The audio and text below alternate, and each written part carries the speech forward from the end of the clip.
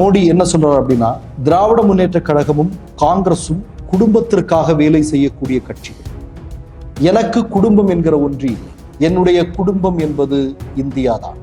India மக்கள் தான் என்னுடைய குடும்ப உறுப்பினர்கள் என்று வடை சுடுகிறார். நமக்கு தெரியும். இந்த வீடியோ வந்தது பிறகு லாலு பிரசாத் யாதவ் பீகார்ல கிண்டல் அடித்த நிகழ்வெல்லாம் நம்ம பார்த்தோம். உங்களுக்கு குடும்பம் இல்லாததுக்கு நாங்க என்னப்பா பண்ண முடியும் அப்படின்னு லாலு பிரசாத் யாதவ் கேட்டார். உண்மையில் மோடிக்குடைய குடும்பம் பற்றிய ஒரு செய்தி, அதாவது மோடி திருமணமானவர், அவருடைய மனைவியினுடைய பெயர். आप डीएमके वालों को भली भांति जानते हैं और कांग्रेस को भी आप अच्छी तरह जानते हैं। ये दोनों लोग है कैसे, और उनके जैसे और भी है। ये डीएमके और कांग्रेस जैसी पार्टियां कहती। மலேசியா, சிங்கப்பூர், துபாய் நாடுகளில் குடியுரிமை வேண்டுமா?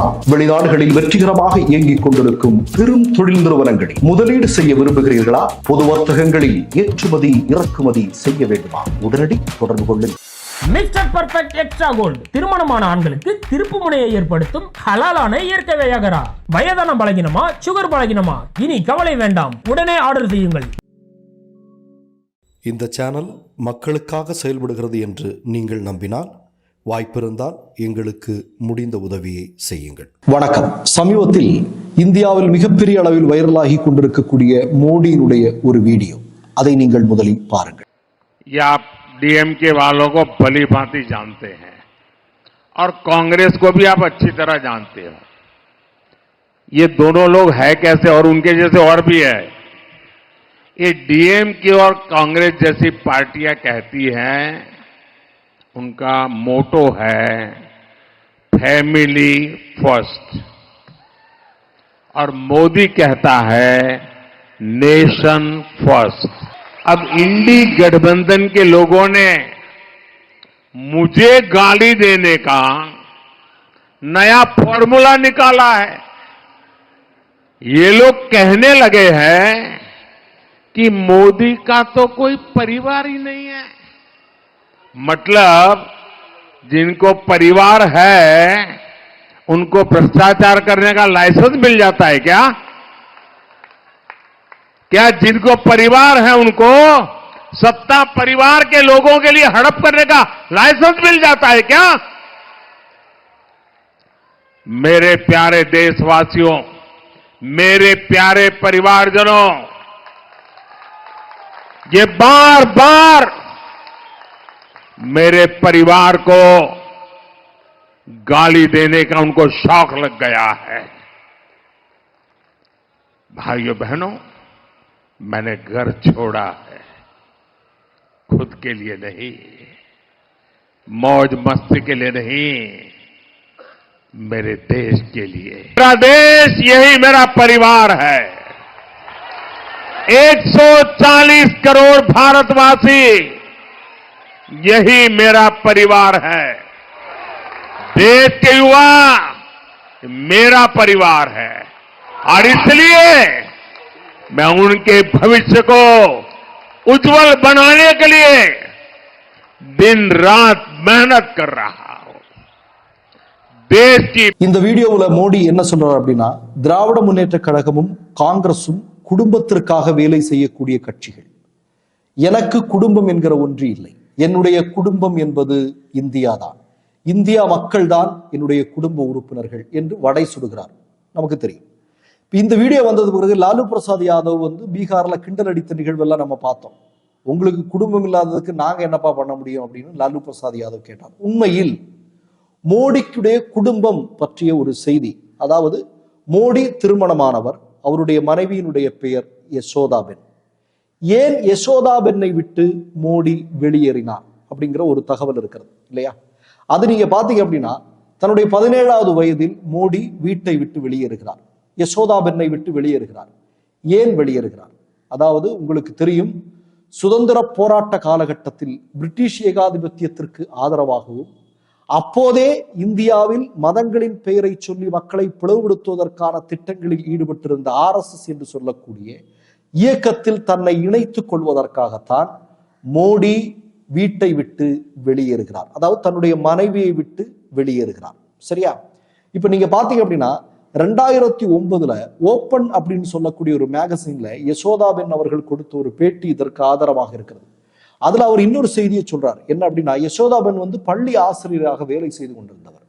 அப்படி வேலை செய்து கொண்டிருந்த நேரத்துல முஸ்லிம் பிள்ளைகளிடம், மாணவர்களிடம் எல்லாம் ரொம்ப சகஜமாக, ரொம்ப அன்போடு பழகக்கூடியவர் அவர். ஒரு நாள் இப்படி பழகி கொண்டிருந்த நேரத்தில் தலைமை ஆசிரியர் யசோதாபென்னை அழைத்து கடுமையாக திட்டியதாகவும், தலைமை ஆசிரியருக்கு இந்த செய்தியை யார் சொன்னார், யார் சொல்லி தலைமை ஆசிரியர் யசோதாபென்னை இப்படி திட்டினார் அப்படிங்கிறதெல்லாம் இன்னும் கேள்விக்குறியாக இருக்கிறது. அந்த நேரத்தில் மோடி RSSல் வேலை செய்து கொண்டிருந்தார். அப்படி என்றால் மோடி சொல்லித்தான் அது நிகழ்ந்ததா அப்படிங்கிற கோணத்திலையும் அந்த ஓப்பன் என்று சொல்லக்கூடிய நாளிதழ் சில தகவல்களை வெளியிட்டிருக்கிறது.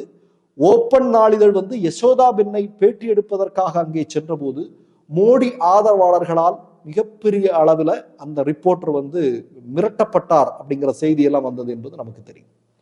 இப்ப 2014 பாராளுமன்ற தேர்தலில் மோடி தன்னுடைய வேட்புமனு தாக்கல்ல தன்னுடைய மனைவியினுடைய பெயர் யசோதாபென் என்று குறிப்பிட்டிருக்கிறார். ஏன்னா உங்களுக்கு எல்லாம் நன்றாக தெரியும், தேர்தலில் போட்டியிடும் போது அந்த தேர்தல் வேட்பு மனுவில் பொய்யான தகவல்கள் சொன்னோம் அப்படின்னா தேர்தலில் இருந்து போட்டியிடாமல் செய்வதற்கான அதிகாரம் தேர்தல் ஆணையத்திற்கு உண்டு.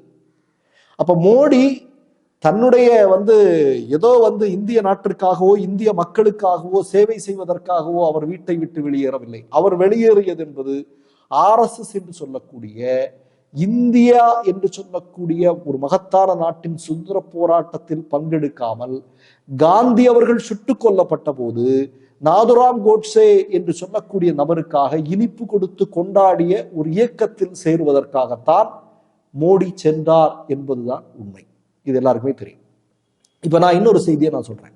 என்ன அப்படின்னா, இப்ப சமீபத்துல உங்களுக்கு எல்லாம் நன்றாக தெரியும், இப்போ இந்த குடும்ப அரசியலை பத்தி இவர் சொல்றாரு. இன்றைக்கு இந்தியாவிலே அதிகமான வாரிசுகள் இருக்கக்கூடிய கட்சி எது?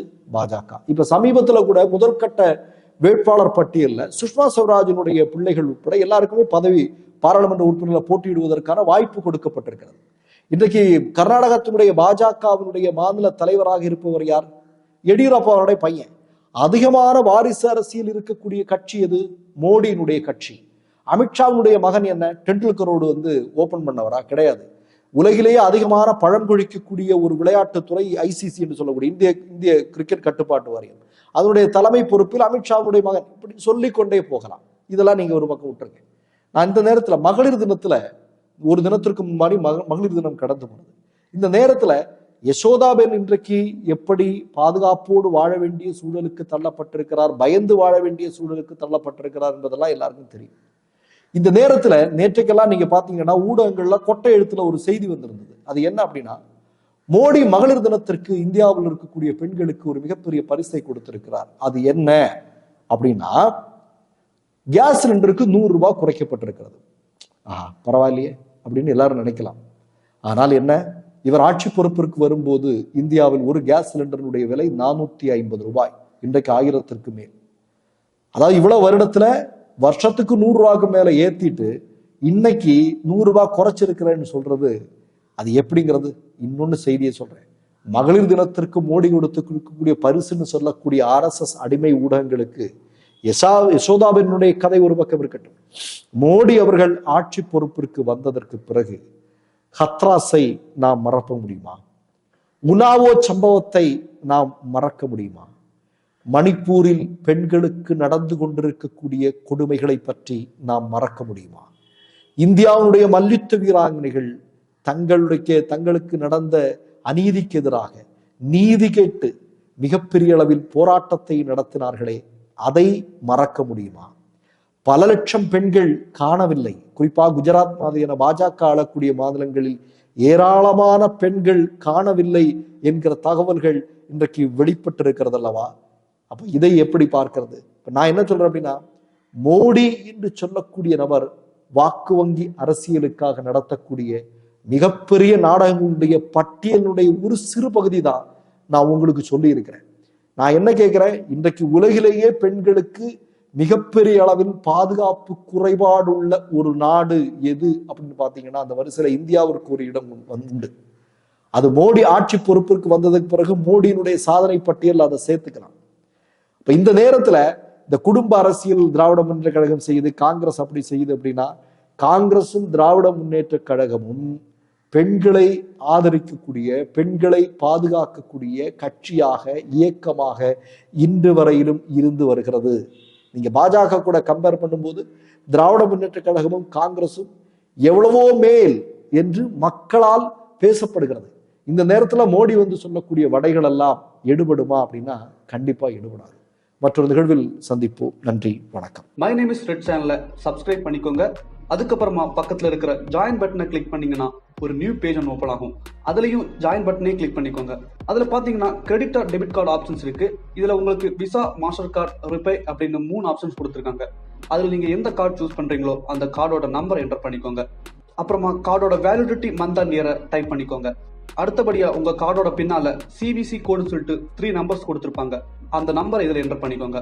அப்புறமா அட்ரஸ் அண்ட் இன்ஃபர்மேஷன் என்டர் பண்ணிட்டு பைங்கிற பட்டனை கிளிக் பண்ணிக்கோங்க. ஒருவேளை உங்க கார்டு நம்பர் இன்வாலிட்னு காமிச்சிச்சுன்னா உங்க கார்டுல இன்டர்நேஷனல் யூசேஜை எனேபிள் பண்ணுங்க.